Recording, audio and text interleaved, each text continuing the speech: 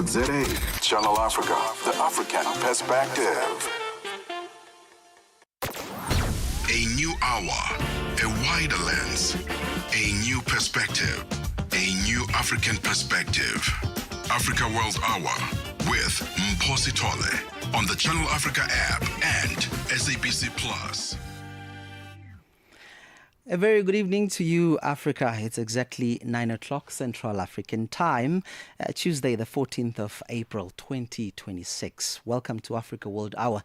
My name is Innocent Semosa, in for Mpho Sithole. And of course, coming up this hour, the South African government has launched a new digital governance training program in partnership with Russia.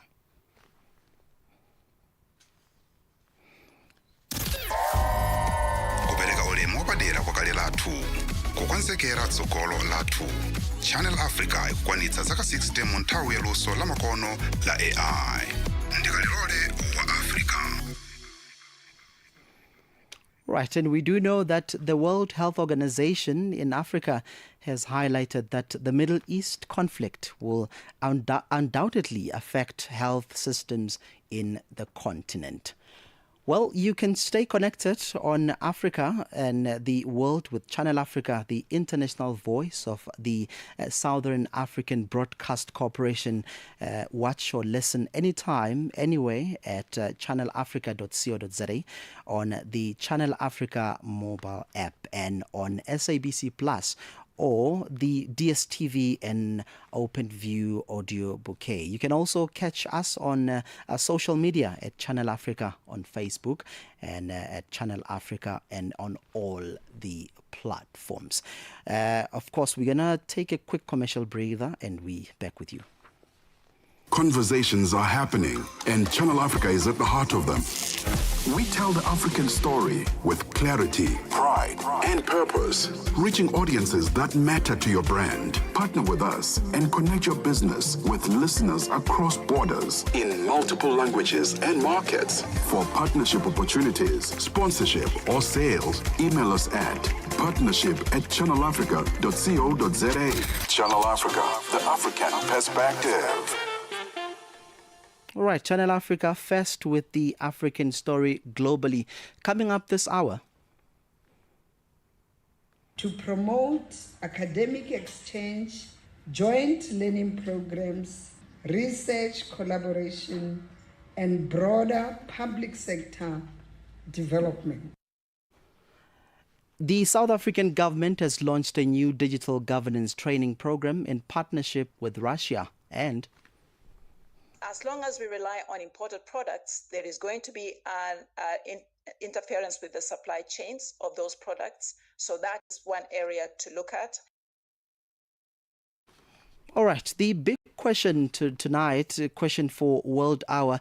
Today we're asking you, the Democratic Republic of the Congo is set to receive dozens of deportees from the United States in a controversial new agreement that has raised questions about migration policy, sovereignty, and regional stability. What do you make of this development? Share your thoughts with me in the comments or send a voice note to our WhatsApp number. Or your voice note, of course, you must mention where you are, sending the voice note from. We love hearing from you. And of course, you can put hashtag Africa World Hour and hashtag Channel Africa. This is Africa World Hour on Channel Africa, the African perspective. Clarity across continents. Africa World Hour.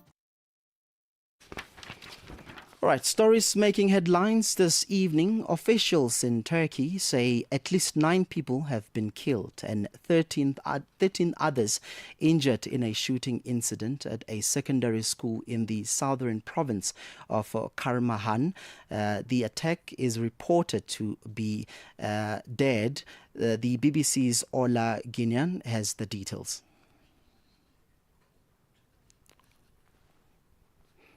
All right. Iran says it's still talking to the U.S. following last weekend's failed talks in Pakistan A spokesperson for the Iranian Foreign Ministry, Ismail Bangai, told reporters that an exchange of messages between Tehran and Washington was continuing through Pakistan intermediaries.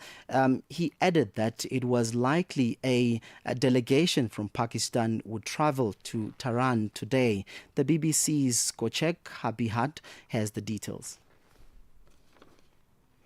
All right. The U.S. military says it's completely halted Iran's sea trade since it began a blockade of Iranian ports on Monday.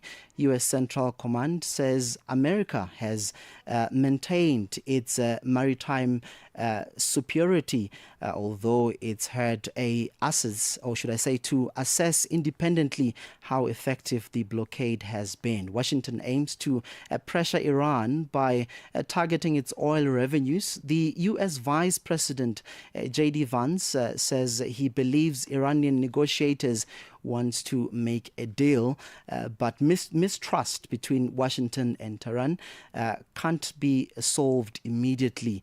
Vance insisted that President Donald Trump wants a comprehensive agreement with Iran. All right, Iran has again warned that it will block trade through the Red Sea as well as the Gulf and the Sea of Oman if the U.S. continues its blockade of Iranian ports and shipping. Tehran sponsors the Houthi group, which operates on the Red Sea coast of Yemen, despite the U.S. military saying it had completely halted Iran sea trade. It had to confirm this. Right, and we're hearing that Israeli air and drone attacks have hit southern Lebanon a day after rare face-to-face peace talks at ending Israel's war on Hezbollah. A drone strike hit the town of Al-Bola while an Israeli air raid targeted another town. The BBC's Nick Baker is in the northern Israel. Right, it looks like we do not have that sound. The head of the International Atomic Agency, AIEA, says there has been a very serious increase in Northern Korea's ability to produce nuclear weapons. Speaking at a new conference in the Southern Korean capital, Seoul, Rafael Grossi says the IAEA has also observed the construction of a new uranium enrichment facility. Right.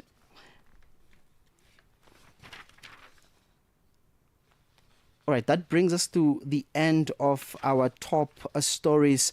Do remember, of course, the question that we're asking you this evening. We do know that the Democratic Republic of the Congo is set to receive dozens of deportees from the United States in a controversial new agreement that has raised questions about migration policy, sovereignty, and regional stability. We're asking you this question this evening. What do you make of this development? Share your thoughts with me in the comment or send voice note to our WhatsApp number. Your voice matter, of course. Let Africa hear you, and of course use the hashtag Africa World Hour and hashtag Channel Africa. Across Africa, communities rise with the promise of clean water and clean sanitation.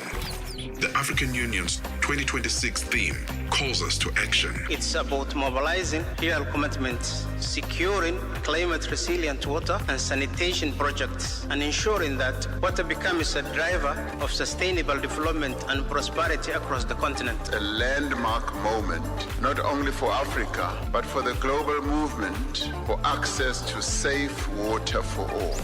Assuring sustainable water availability for every home, every village, every nation. This is the Africa we want. Channel Africa, the African perspective. All right, let's look at this story now. The Democratic Republic of the Congo is said to receive dozens of deportees from the United States in a controversial new agreement that has raised questions about migration policy, sovereignty, and regional stability. Now, the deportees reportedly from countries in Central and South America will be the first to arrive under a deal struck with the administration of President Donald Trump. Say the deportation deals raises ethical and legal concerns, while others see it as part of a wider geopolitical strategy linking migration, security, and economic interest. For more on this, we're now joined on the line by our correspondent in the DRC, Jimmy Shungrani. Jimmy, colleague, a very good evening to you and welcome to Channel Africa. Thank you so much. Yeah, talk to us then about what details have emerged about the agreement between the United States and the Democratic Republic of the Congo. Yes, the United States of America has reached an arrangement with the Democratic Republic, which is just a third country, deporters people who are not Congolese national and national group of 30 and 40 migrants, mainly from Latin America, are expected. And they will be housed temporarily near Kinshasa, the capital of the Democratic Republic of Congo, for 10 and 40 days with food, accommodation, and security provided. At this point, the U.S. is reportedly covering the cost, meaning no direct financial burden on Kinshasa, and the long-term plan for these migrants remains until now unclear. But they fits into a broader United States policy of outsourcing deportation to third countries. So is in brief the details which we have now according this agreement between the DRS and United States about this deportation. Yeah, and Jimmy, why is the DRC accepting deportees who are not its own citizens? Yeah, several factors on this point likely explain Kinshasa's decision, like diplomatic and strategic relations. The deal comes amid strengthened ties with Washington, including cooperation on critical minerals. As you know, this was just one of the points which have been discussed with two governments. Another point is financial and sensitive or logistical support. The United States covering costs to reduce the burden and we can say the geopolitical pressure and the Bag-9 similar agreement in Africa suggested countries, may cooperate to maintain a good relation or to avoid diplomatic friction. I think this appears less about immigration policy and more about strategic partnership, of course, with the United States, as it is right now with the Democratic Republic of Congo. So, in other words, it's being cordial with the United States. I wonder how are Congolese authorities and the public reacting to these developments? What are you hearing on the ground? On the ground, first of all, the government stance, authorities present it as a temporary and humanitarian arrangement. That's about the Congolese government.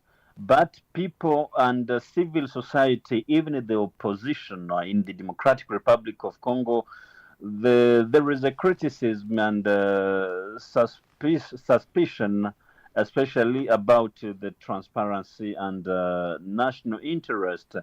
But public debate is growing with many questions as that why Congo should host no citizens and what is what the country gain in return.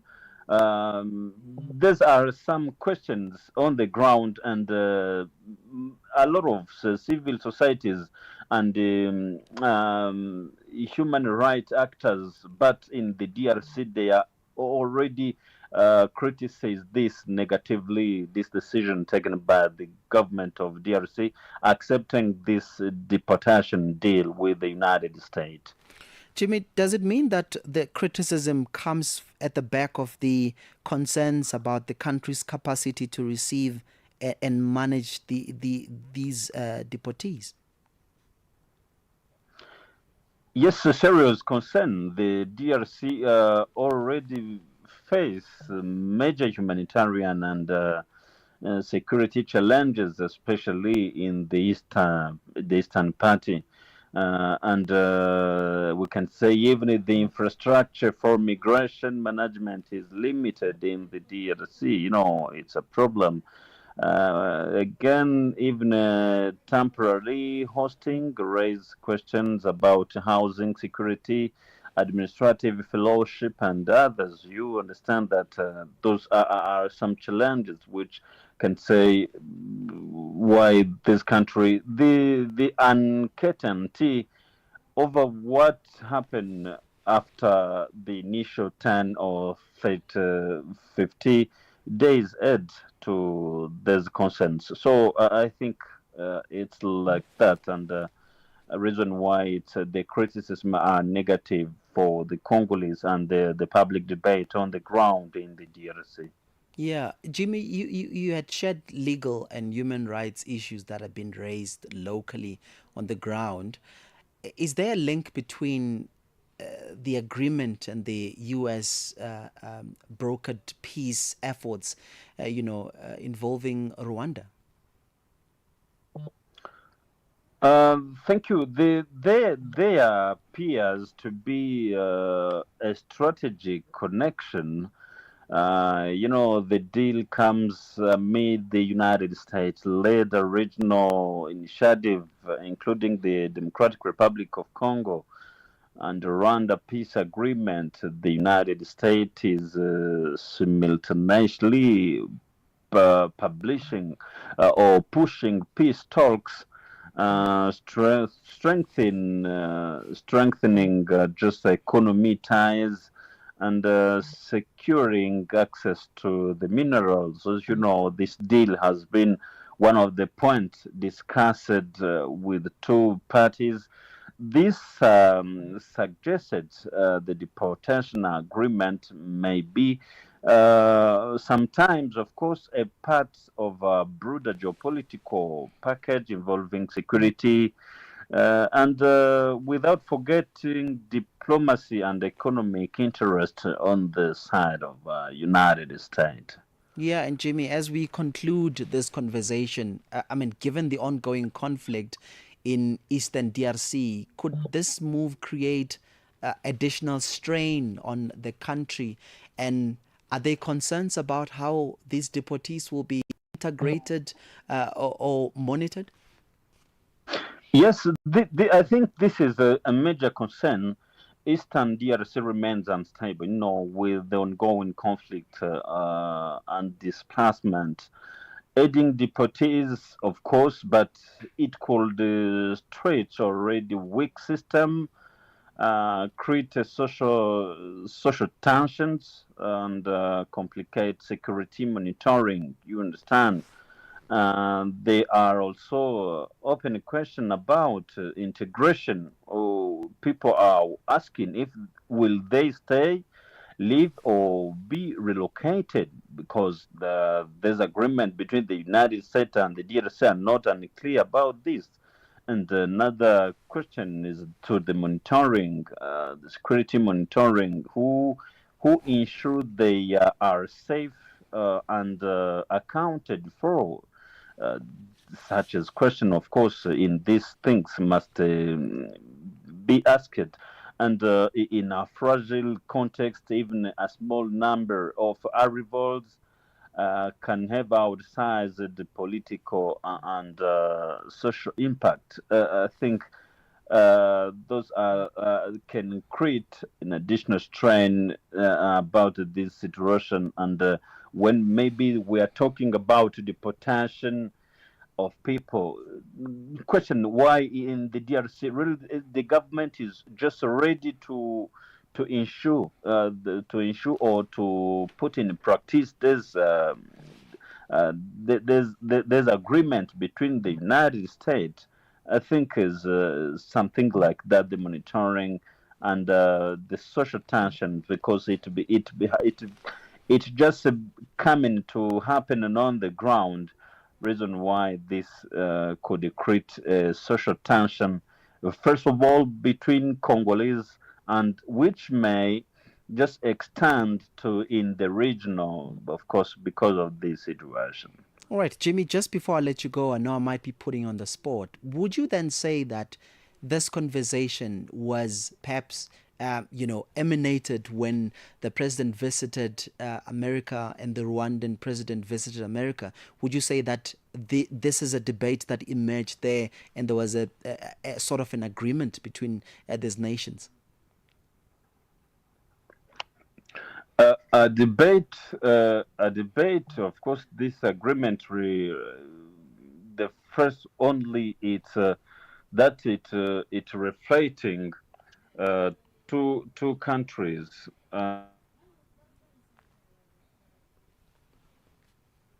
Jimmy, are you still with us? It's one of happening on the ground, and two presidents have just given.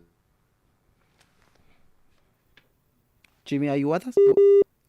Oh, it looks like the line is not kind to us. That was our correspondent in DRC, Jimmy Shugrani, speaking to us there about the DRC deportees. And that's the question we're asking you today about what do you make of this agreement between the DRC and the United States? Would you say that this is part of a wider trend of a U.S. seeking third country agreement for deportations, and how might this affect international migration policies or norms moving forward? Well, that conversation brings us to exactly 21:22 Central African time. Across Africa, communities rise with the promise of clean water and clean sanitation. The African Union's 2026 theme calls us to action. It's about mobilizing real commitments, securing climate-resilient water and sanitation projects, and ensuring that water becomes a driver of sustainable development and prosperity across the continent. A landmark moment, not only for Africa, but for the global movement for access to safe water for all. Assuring sustainable water availability for every home, every village, every nation. This is the Africa we want. Channel Africa, the African perspective. Clarity across continents. Africa World Hour. All right, President Cyril Ramaphosa has defended the appointment of Ralph Meyer as South Africa's next ambassador to the United States, saying he is more than qualified to take on the role. Meyer's appointment comes after the post remained vacant since March 2025 following the expulsion of former ambassador Ibrahim Rasool. President Ramaphosa addressed the media earlier today. Ralph Meyer is a South African, a very loyal and patriotic South African who has distinguished himself in a number of areas where he has worked. And yes, he did lead the National Party negotiating team together with myself. He was a cabinet minister in the initial government of national unity and has done very well in those areas. Recently, he's been involved in mediation processes in a number of countries, and that in many ways has sharpened his diplomatic skills, where he has been able to get involved either in conflict situations, trying to bring peace amongst differing or warring parties at a very quiet level. continuing to assist even our government in its diplomatic efforts. And when we needed to appoint an ambassador to the United States, I found him to be more than qualified to be able to work in the United States, recalibrate our relationship with the United States, interface with a number of stakeholders in the United States. As it is now, he's been interfacing with a number of people in the United States, both on the Capitol Hill, in the various departments of the United States. So already a lot of interactions have taken place. So he is, for me, more than well qualified to execute this task of being South Africa's ambassador to the United States. And of course, he still has to present his credentials to the government of the United States or to the President of the United States.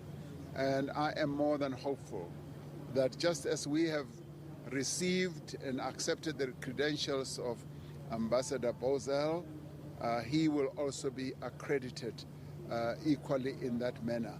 So he will represent South Africa very well. He has always flown the South African flag, and he will do so like all our ambassadors all over the world. And all we should do is to wish him well and the very best and give him all the support that he needs. The United States is the largest economy in the world, and it still plays an important role in our own economic fortunes.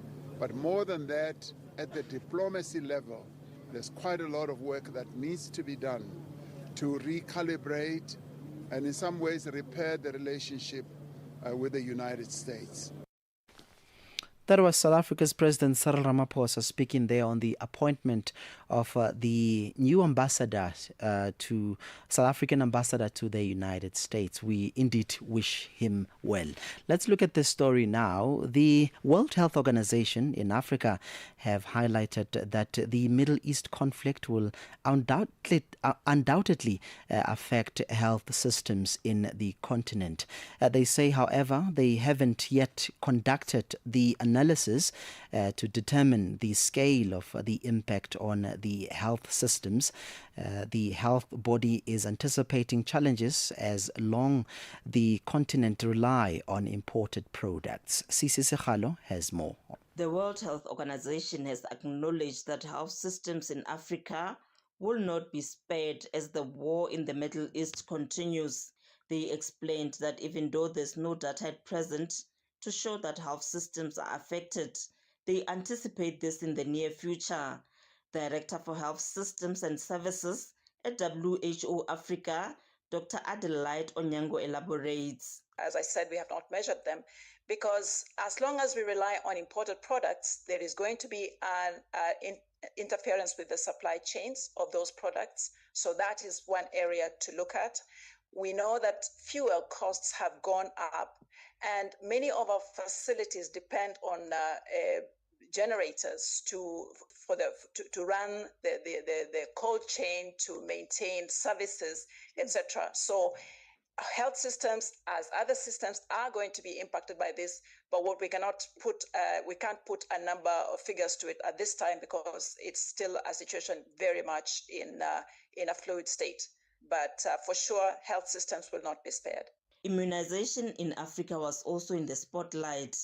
WHO Africa reported that significant progress has been made where millions of lives have been saved.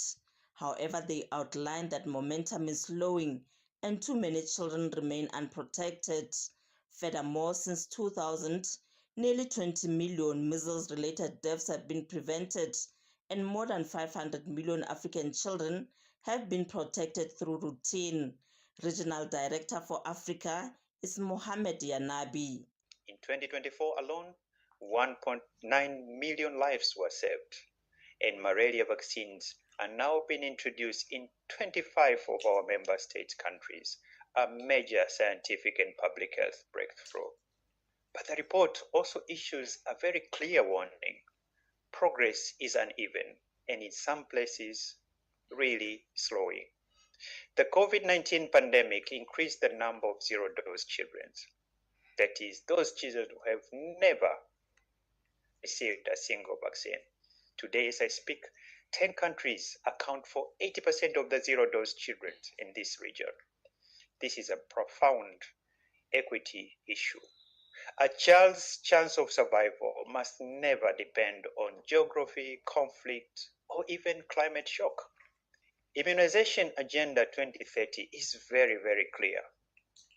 Strengthen routine immunization as part of primary health care, PHC. Reach the hardest to reach communities. Sustain domestic financing and the political commitment. And scale innovation from data systems to local manufacturing. Yanabi also spoke about health emergencies. He said in terms of cholera, progress has been made as cholera outbreaks have declined from 23 to 14 countries.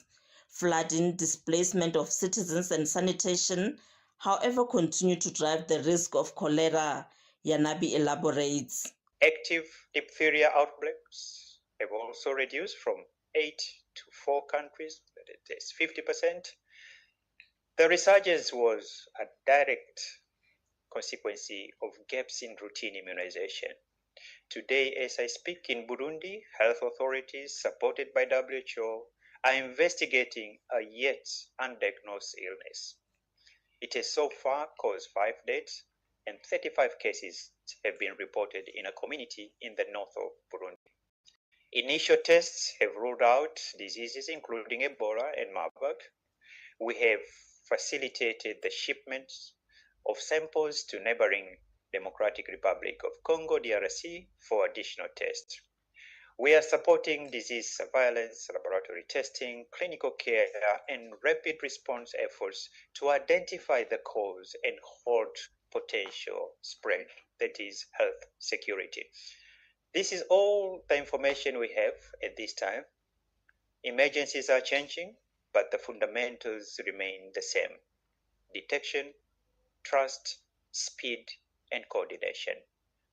WHO Africa also raised a concern on the rate of stillbirths in the continent, an issue which they say is a silent and devastating crisis that remains largely invisible despite being widely preventable. For Channel Africa, I'm Mpho Sithole in Johannesburg, South Africa. Mpho Sithole there with the report. All right, let's look at the story now. Pope Leo is continuing his African tour with a key visit to Cameroon, where he has met President Paul Biya in the capital, Yaoundé. The visit comes at a critical time for Cameroon, which is facing ongoing separatist tensions, socio-political unrest, and security threats from extremist groups. His visit is seen as a significant moment for promoting peace, unity, and, of course, dialogue, with many hoping it will help ease tensions and inspire a path towards reconciliation in the country. For more on this, we're joined on the line by our correspondent in Cameroon, Moki Kinzeka. Moki, a very good afternoon. Good evening to you, and thank you so much for making the time. Good evening, Innocent. Thanks very much for calling on us right now here in Yaoundé. Indeed. What is the significance then of Pope Leo meeting President Paul Biya, and what key issues were discussed during this meeting? In fact, this is the apex of the visit to Cameroon of Pope Leo XIV, because many people are expecting, we have been expecting this moment, the discussion between Pope Leo XIV and Cameroon President Paul Biya, because it is there that decisions will be taken that will solve the tensions in Cameroon. You are talking about tensions in the English-speaking regions. We have tensions in the English-speaking regions. We have socio-political tensions caused by the election or re-election last year of Mr. Paul Biya as president of Cameroon. If you remember, Mr. Chiroma Bakari claimed he won the election, and there has been so much fighting, tensions in the country. Also, they are about 2,000 people who are arrested and locked up. The lawyers in Cameroon say they have not been released. So people expected this moment to be able to calm tensions in Cameroon. That is what the Pope told President Paul Biya this afternoon, that please open up your heart, dialogue with the people, reconcile. He told Cameroonians also to open up their hearts, to listen to the voices of the people who are calling for peace, to know that peace is priceless. So that was the highest moment. President Paul Biya also spoke about the need for peace to return to the country and for peace to come back to places in the world where it's troubled. So it was the highest moments, but only speeches alone, the population that turned out said may not solve the problem. They are saying that they are expecting more when the Pope goes to Bamenda tomorrow. Bamenda is in the northwest region where there have also been socio-political tensions, where the separatists are fighting.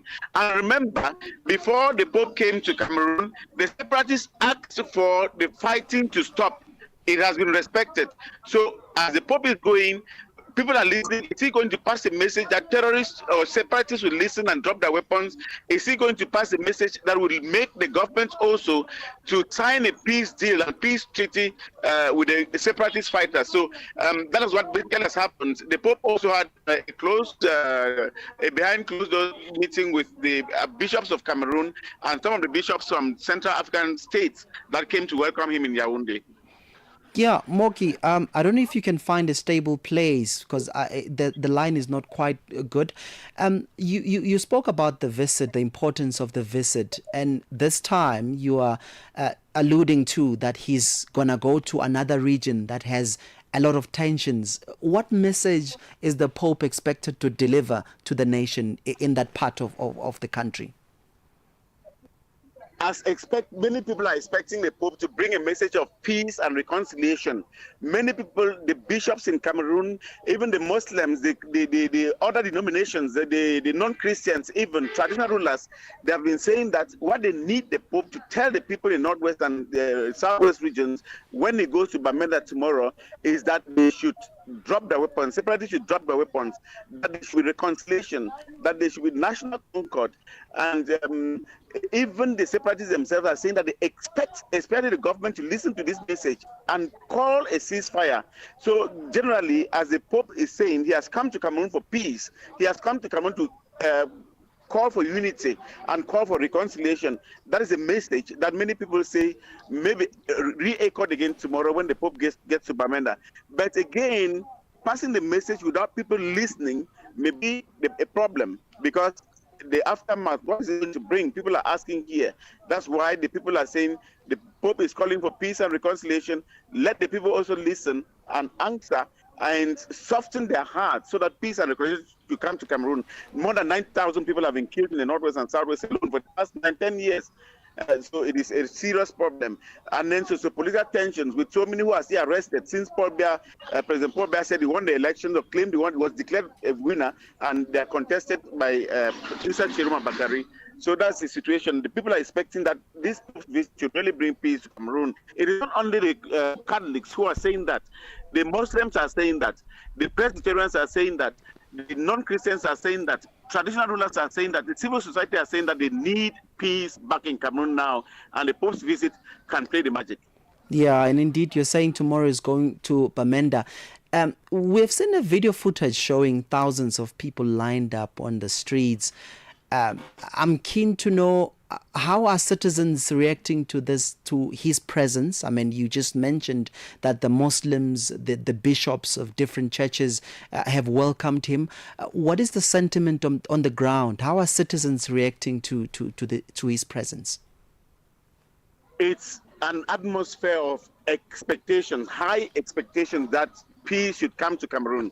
Something happened at the Yaoundé Simalene International Airport today. One lady left the crowd. I don't know how he did it to bypass the security forces, went and greeted the Pope. And when the media rushed to her to ask why she rushed to greet the Pope, he said she went there to touch the Pope and tell the Pope that he should really tell the president of Cameroon, tell the people of Cameroon that they want peace. The crowds were huge.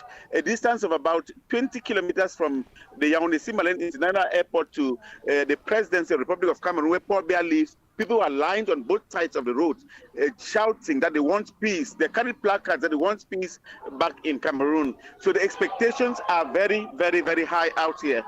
Expectations are high indeed, but can the Pope's visit realistically contribute to easing tensions in conflict-affected regions in Cameroon?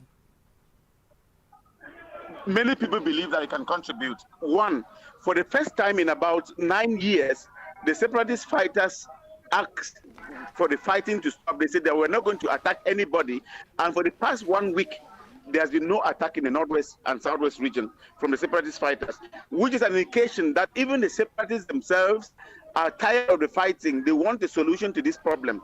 Secondly, the government itself has contributed to bring the Pope to Cameroon because it is both an apostolic visit and a state visit. Remember, the Pope is the head of the Vatican City, or the state of the Vatican, sorry, and it's coming to Cameroon because the head of also invited him. The president of Cameroon also invited him.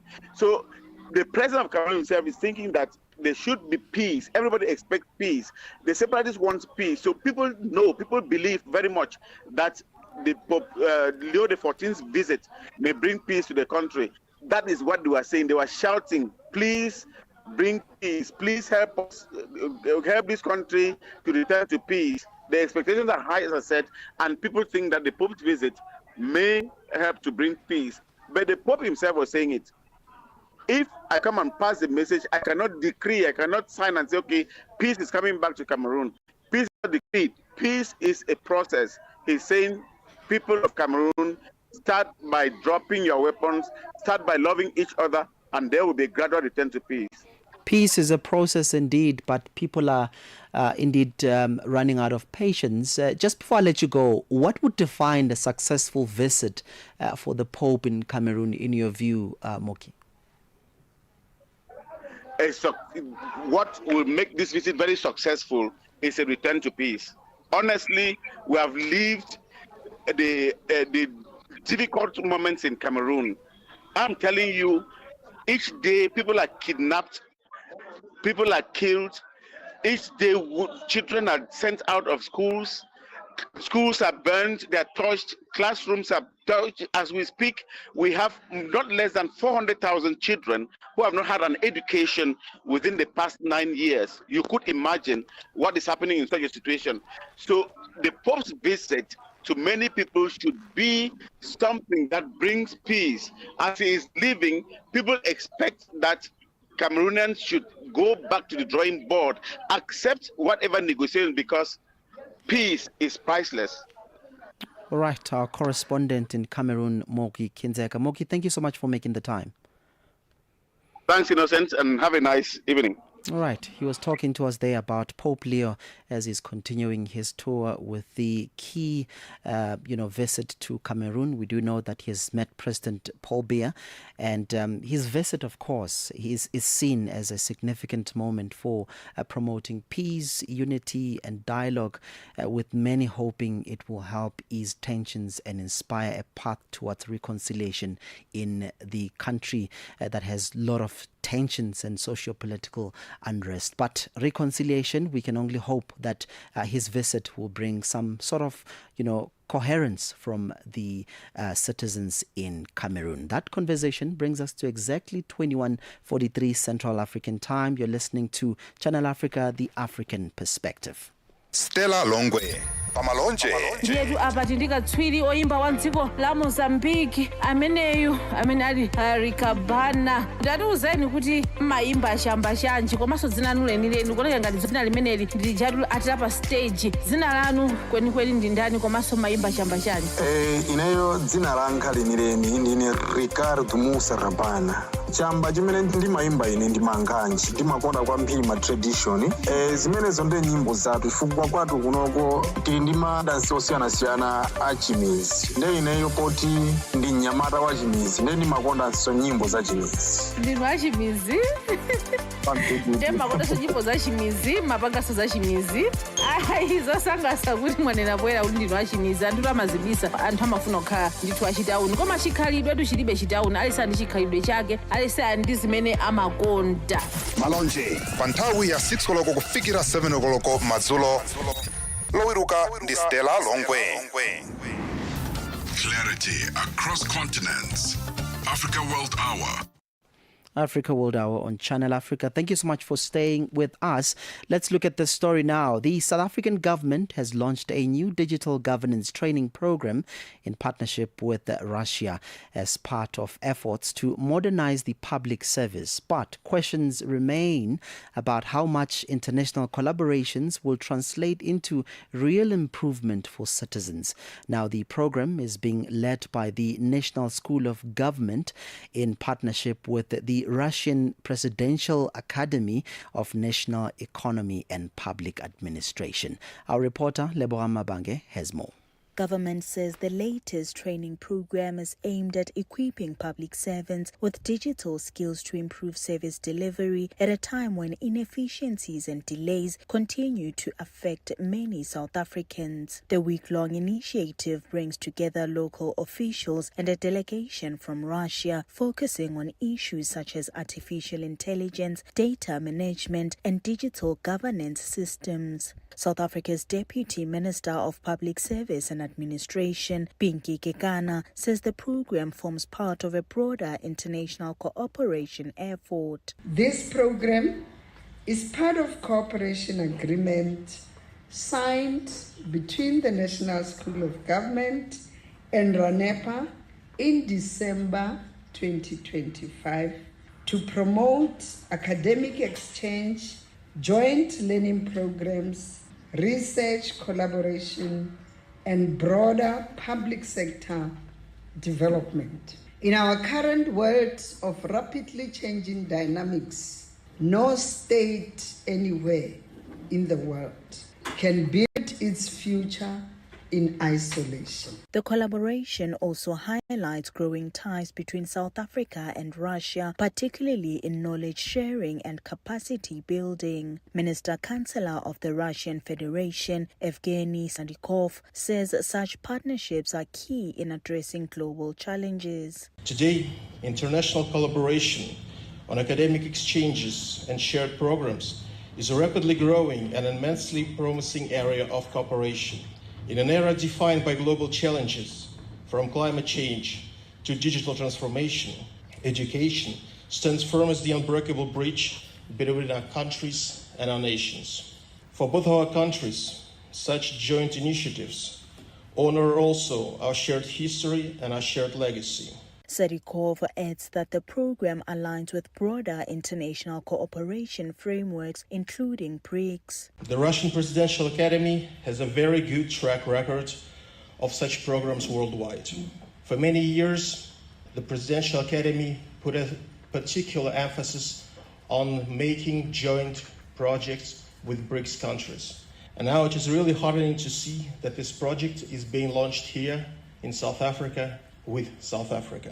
I'm sure that all these efforts align with BRICS educational goals and aim at fostering cooperation, vibrant partnership, increasing the level of public service, and finally, making a world better. However, officials acknowledge that solutions developed elsewhere cannot simply be copied into the South African context. Acting Principal of the National School of Government, Pindile Mkhwanazi, says participants will need to adapt what they learn. So for the 5 days, they will be doing different topics on digital transformation and also looking at the practical examples. They've got case studies that they will bring and showcase to the South Africans to say this is how they actually implemented on their side. What we encourage our participants as South Africans is to then think about how it would apply in a South African environment. We know that we cannot use the exact way they've implemented because our conditions are different. So they need to be innovative in how they are then customizing the solutions. So they're just learning to say, okay, this can work, but they need to conceptualize it to the South African environment. Reporting for Channel Africa, I am Lebohang Mabange in Johannesburg, South Africa. Channel Africa 1060. 6 decades of stories, voices, and vision. Channel Africa, the pulse of the continent. It's that time of the night where we take a look at what is coming up on African Diaries. Joining us now is Tish Mataz. Tish, a very good evening to you. What can we expect on African Diaries this evening? Good evening. Hope you had a great day yourself. It's midweek parties downhill to the weekend. And of course, tonight, as usual, this being a Wednesday, we have The Real Talk. It's going to be on the Teacher's Love Corner, where we discuss relationships. And of course, I invite a specialist, and Dr. Nicholas Neves will be dropping by later on tonight. Also tonight on sale on Soul Stage, we have Spa Mdlalose. Spa is a really talented and gifted musician. He's a singer-songwriter, voiceover artist, as well as radio presenter. So he's going to be our guest on the show tonight. So whatever you do, tell a friend that from 10 until midnight, it's hot stuff on Channel Africa. All right, Twitch is coming up next. We'll surely be listening. It does seem as though it's going to be a very beautiful show. Let's look at the story now. The United Nations World Food Programme, WFP, has warned that the conflict is killing and injuring countless civilians and leaving millions without access to food, shelter or sanitation. As today, Wednesday, is the anniversary of the devastating war, the Sudanese people are still being left to cope with the intense fighting and widespread suffering. Tutongobeni has more. Residents of the Dabaniara camp in Sudan still feel the harsh impact of the conflict 3 years into the brutal war. Sudan remains the world's worst humanitarian crisis, with nearly 34 million people, 65% of the total population, in need of assistance. The crisis continues to spill across borders, straining neighbors and fueling instability across the Horn of Africa and the Sahel. The World Food Programme has warned that the conflict is killing and injuring countless civilians and leaving millions without access to food, shelter, or sanitation. More than 19 million people still face acute hunger in Sudan, and famine continues to haunt parts of the country as violence, displacement, and economic collapse grind on. Communities have been cut off from food, markets, and aid, and children have been forced to miss 3 years of education, with their future hanging in the balance. Carl Skau is the World Food Programme, WFP's Deputy Executive Director. 3 years of war in Sudan have created the world's largest humanitarian crisis.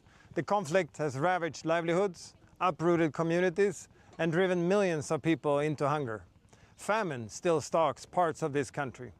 Aid workers, trucks, and warehouses continue to come under attack, putting the lives of our colleagues at risk and disrupting our assistance.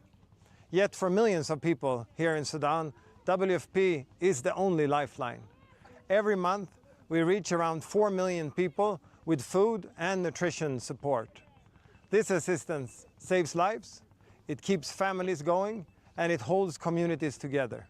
Skau says the needs are more than the funds available. The needs are far greater than the money available. So without urgent funding, the fragile progress we have made could now quickly reverse. Sudan's hunger crisis now risks being compounded by the escalation of the conflict in the Middle East. Disruptions in the Red Sea are delaying critical imports, driving up the cost of food, fuel, and fertilizer. Fuel prices in Sudan have increased by over 24%, driving up food prices and leaving millions unable to afford the most basic staples.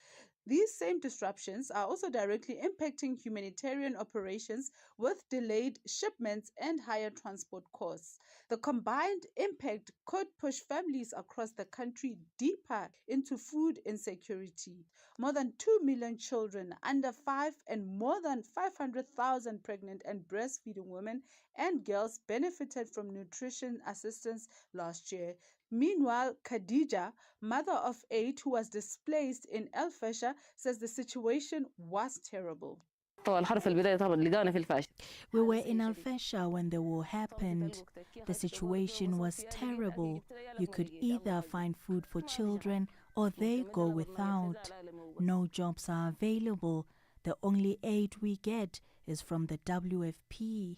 Speaking from Khartoum, the UN Refugee Agency, UNHCR's representative in the country, Marie-Helene Veney, told reporters that since the start of the conflict between the Sudanese armed forces and the paramilitary rapid support forces back in the year 2023, April 15th, some 14 million people, or a quarter of the population, have been forced to flee, with 9 million remaining displaced inside Sudan and 4.4 million across borders, primarily in Chad, South Sudan, and Egypt. As we speak, we still have fighting ongoing in large parts of the country, very much this year in 3 states that are called the Kordofans. Fighting still ongoing in Darfur and also in Blue Nile. And one thing to note is the increased use of aerial bombardments and drone attacks. WFP is also sustaining livelihoods and local food systems. During the last harvest season, WFP supported farmers produced nearly 1/5 of the country's wheat, strengthening the local economy and reducing food insecurity. For Channel Africa News, I am Tutongo Bene in Johannesburg. Across Africa, communities rise with the promise of clean water and clean sanitation. The African Union's 2026 theme calls us to action. It's about mobilizing real commitments, securing climate-resilient water and sanitation projects, and ensuring that water becomes a driver of sustainable development and prosperity across the continent. A landmark moment, not only for Africa, but for the global movement for access to safe water for all. Ensuring sustainable water availability for every home, every village, every nation. This is the Africa we want. Channel Africa, the African perspective.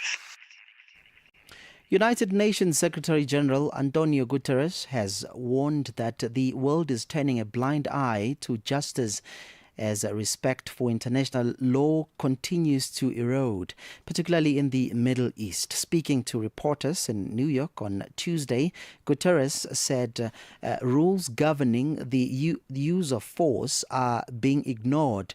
Civilians are suffering intolerable harm, and humanitarian obligations, including protections, or should I say protections for United Nations personnel, are being violated. His remarks come ahead of his visit to The Hague to mark the 80th anniversary of the International Court of Justice. Channel Africa's reporter Michael Mbewe filed this report.